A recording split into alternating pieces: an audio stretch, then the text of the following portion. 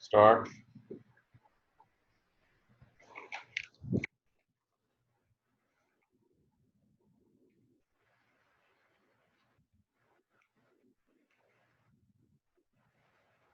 सामान शुरू करें आप।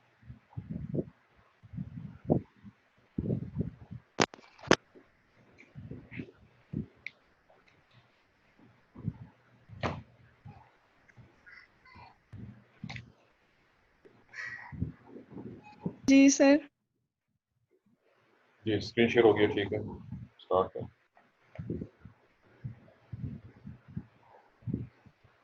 मेरा टॉपिक है characteristics of an ideal microbial agent.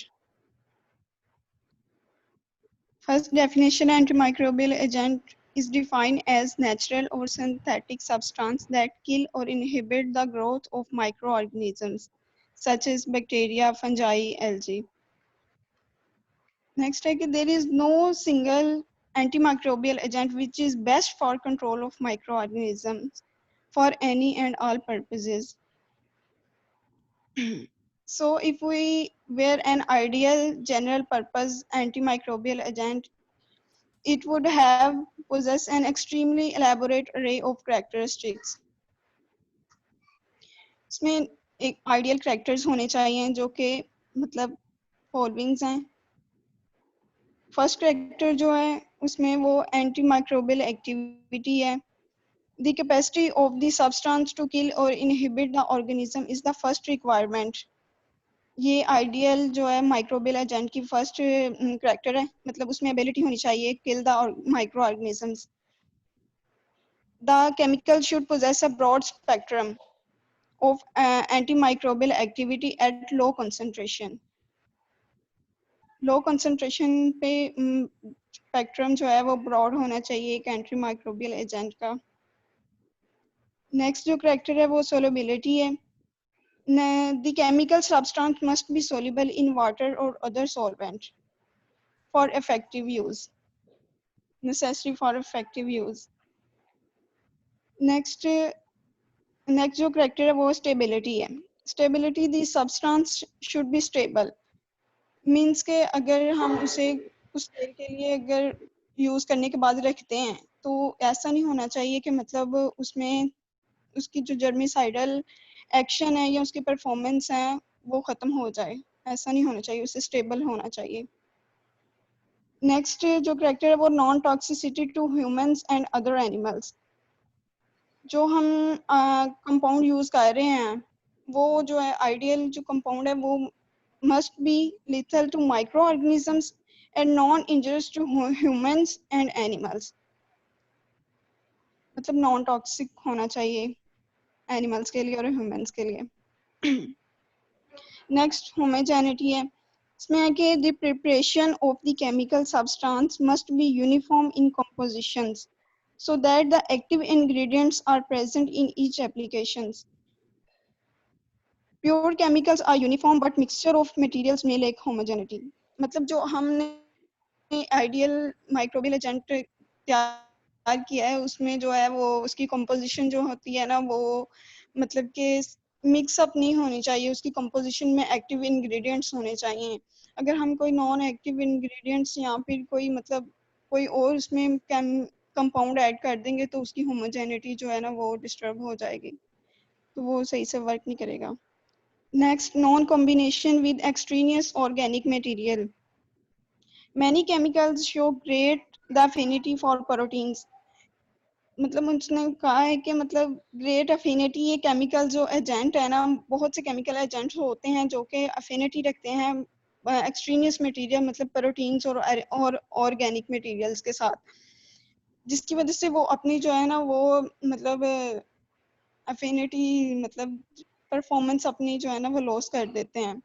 मतलब उसके साथ अटैच हो जाते हैं प्रोटीन से ऑर्गेनिक मटेरियल के साथ और वो अपनी जो उनकी रियल फंक्शन होता है ना वो उसको लॉस कर देते हैं।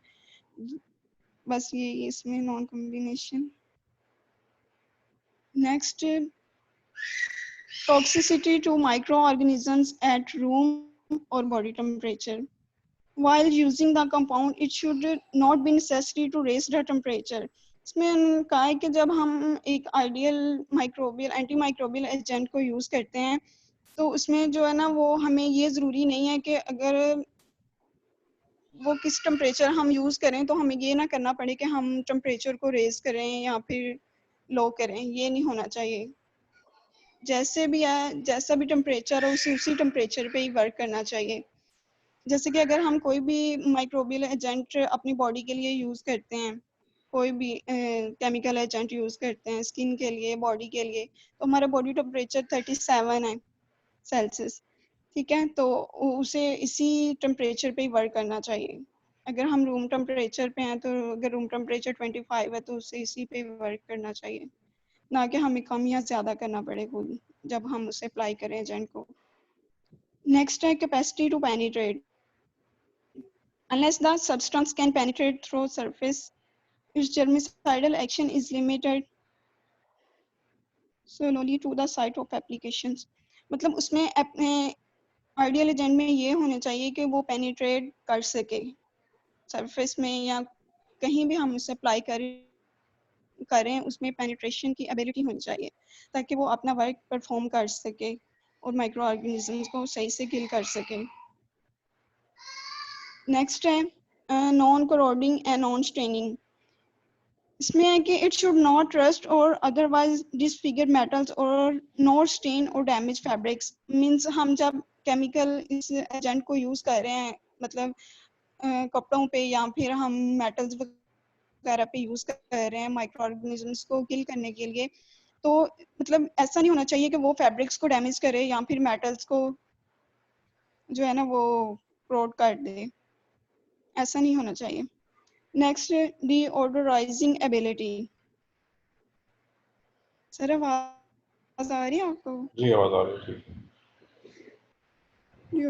नेक्स्ट है deodorizing ability। इसमें है कि this substance should possesses deodorizing ability। उन्होंने कहा है कि जो है ना वो जो आइडियल केमिकल एजेंट है वो deodorizing होना चाहिए ताकि वो मतलब बाज़ औक़ात हम कोई कुछ ऐसा केमिकल यूज़ करते हैं कि कुछ लोगों को एलर्जी हो जाती है, गले की, नाक का कोई प्रॉब्लम हो जाता है, तो ऐसा नहीं होना चाहिए। उसकी या तो अगर स्मेल हो तो वो प्लेजेंट हो, अदरवाइज ना हो। ठीक है। नेक्स्ट है डिटर्जेंट कैपेसिटीज। क्या है कि a disinfectant which is also a detergent. तो क्या है कि एक डिसइंफेक्टेंट को साथ एक जो है ना वो डिटर्जेंट की एबिलिटी भी होनी चाहिए। मीन्स के जैसे कि हम घरों में भी वॉशिंग के लिए, हैंड वॉश के लिए सोप वगैरह या कोई भी चीज़ यूज़ करते हैं, तो जाहिर सी बात है कि वो माइक्रो ऑर्गेनिजम्स को किल भी करते हैं और साथ साथ मतलब एक डिटर्जेंट की भी उनमें कैपेबिलिटी होती है।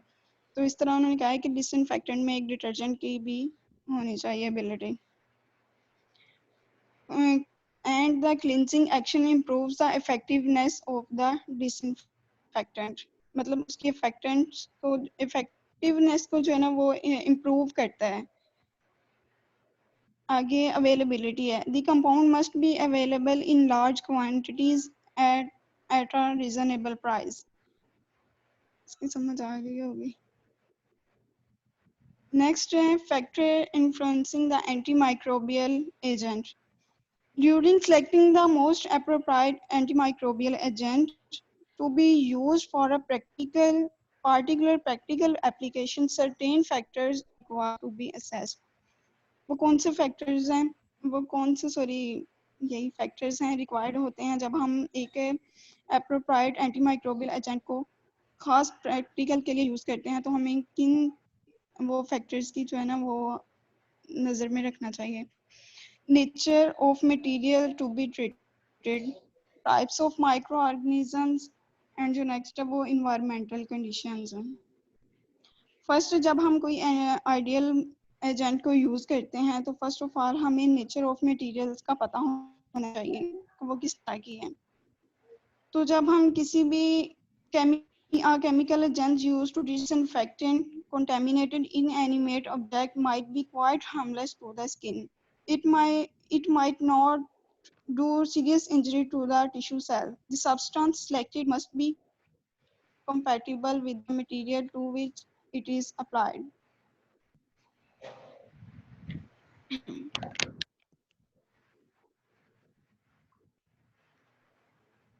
Next, types of microorganisms.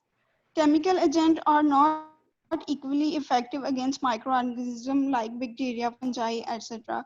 Means के उसने टाइप्स ऑफ माइक्रो का बताया है कि डिफरेंट टाइप्स के माइक्रो ऑर्गेनिजम्स होते हैं. मतलब हम देखेंगे ग्राम नेगेटिव्स और ग्राम पॉजिटिव बैक्टीरिया की बात करें तो अगर हम एक केमिकल एजेंट यूज कर रहे हैं ग्राम नेगेटिव के लिए तो जरूरी नहीं है कि वो ग्राम पॉजिटिव बैक्टीरिया को भी वही मतलब उस पर वही इफेक्ट करे. तो ये डिफरेंट जो होते हैं ना वो केमिकल एजेंट वो डिफरेंट माइक्रो ऑर्गेनिजम्स के लिए डिफरेंट होते हैं. इसके अलावा उन्होंने यहाँ पे एग्जांपल दिया. For example Escherichia coli is much more resistant to cationic disinfectant than Staphylococcus aureus. आगे उन्होंने ये भी बताया कि different in action of the chemical agent also exist between strains of the same species. कहे कि केमिकल एजेंट मतलब एक केमिकल एजेंट एक ही स्पीशीज के दो जो टाइप्स हैं ना उनके लिए भी डिफरेंट हो सकती है. जरूरी नहीं है कि वो अगर एक केमिकल एजेंट है तो वो उसी तमाम टाइप्स को जो है ना वो डिस्ट्रॉय करने की एबिलिटी रखता हो, ऐसा नहीं है. नेक्स्ट जो है वो है environmental conditions. The factors discussed such as temperature, pH, concentration and presence of extraneous organic material may all having a bearing on the rate and efficiency of microbial agent action. Environmental condition जब हम apply करते हैं ideal agent को तो environmental conditions को भी थोड़ा देखना पड़ता है. कुछ मतलब factors होते हैं environmental factors like pH, temperature, concentration, extraneous agent organic materials वगैरह, तो इनको भी मद्देनजर आके फिर अप्लाई करना पड़ता है क्योंकि ये भी एजेंट के लिए जो है ना केमिकल एजेंट पे असरअंदाज हो सकते हैं, उसकी एबिलिटी को जो है ना वो लो कर सकते हैं. जी सर इतना ही. जी समन मुताबिक क्वेश्चन पूरी हो गई है. अब पहला स्टेप है जी क्लास में से अगर कोई बच्चा सवाल पूछना चाहता है तो उसको अपना हैंड ये अपने सामने रखिएगा, इसको बंद नहीं करना पे. जो अपने ये प्रेजेंटेशन को स्क्रीन पे रखना है आपने. जी क्लास में से अगर कोई बच्चा सवाल पूछना चाहता है तो वो पहले स्टेप में अपना हैंड रेज करेगा. वो हैंड रेज करेगा फिर उसको अलाउ करूँगा अनम्यूट, फिर वो सवाल कर सकेगा. क्या आपकी क्लास में से कोई सवाल पूछना चाह रहा है? अगर सवाल पूछना है तो अपना हैंड रेज कीजिए. आप हैंड रेज करेंगे तो फिर आपको मैं अनम्यूट अलाउ करूँगा, फिर आप सवाल पूछ सकेंगे. जी जल्दी करें, टाइम चुके थोड़ा है. क्लास में से किसी ने सवाल नहीं पूछना है. चलिए जी क्योंकि क्लास नहीं पूछ रही है तो मेरी बारी है फिर. जी सामान तैयार हो जाए. याद रखिए कि हर इंसान में कुछ खामियां होती हैं. एक लफ्ज़ होता है इसको उर्दू में तकिया कलाम कहते हैं. आपकी इस प्रेजेंटेशन में आपने कौन सा तकिया कलाम यूज़ किया है, आप बता सकते हैं? वो कौन सा लफ्ज़ है जो आपने बहुत ज़्यादा इस्तेमाल किया है जिसकी ज़रूरत नहीं थी? सर मतलब का लफ्ज़ ज़्यादा यूज़ करती हूँ. हाँ क्या वजह? कोई भी ऐसी सर मैं चीज़ कोशिश कोशिश करें कि इसको अवॉइड करें. हाँ चलिए ये बताइए, अगला जी सवाल आपसे भी है, पूरी क्लास से भी है. क्या कभी आपने नोट किया है कि मेरा कोई ऐसा तकिया कलाम है जो मैं बिला वजह बगैर किसी वजह से इस्तेमाल करता हूँ? No sir. तो ये सवाल पूरी क्लास से है जी. क्या कोई ऐसा लफ्ज़ है जो मैं बगैर किसी वजह से, जिसको उर्दू में तकिया कलाम कहते हैं, के तौर पे इस्तेमाल करता हूँ? कोई स्टेटमेंट, कोई वर्ड ऐसा आपने कभी सुना हो मुझसे? ये पूरी क्लास से क्वेश्चन है जी. नो, क्लास में से कोई जवाब नहीं दे रहा. चलें मर्जी है आपकी. चलें अब आपके इसमें कुछ एक दो जगह पे मुझे प्रॉब्लम महसूस हुई हैं. माइन्यूट सी हैं लेकिन बहरहाल प्रॉब्लम नहीं होनी चाहिए. चूँकि रीज़न ये है कि आप इस वक्त सब लोग 8वें सेमेस्टर में हैं. ये आपका लास्ट और फाइनल सेमेस्टर है. इसके बाद आपने इंशाल्लाह मार्केट में आ जाना है मुकाबले के लिए, कंपटीशन के लिए, जॉब के लिए.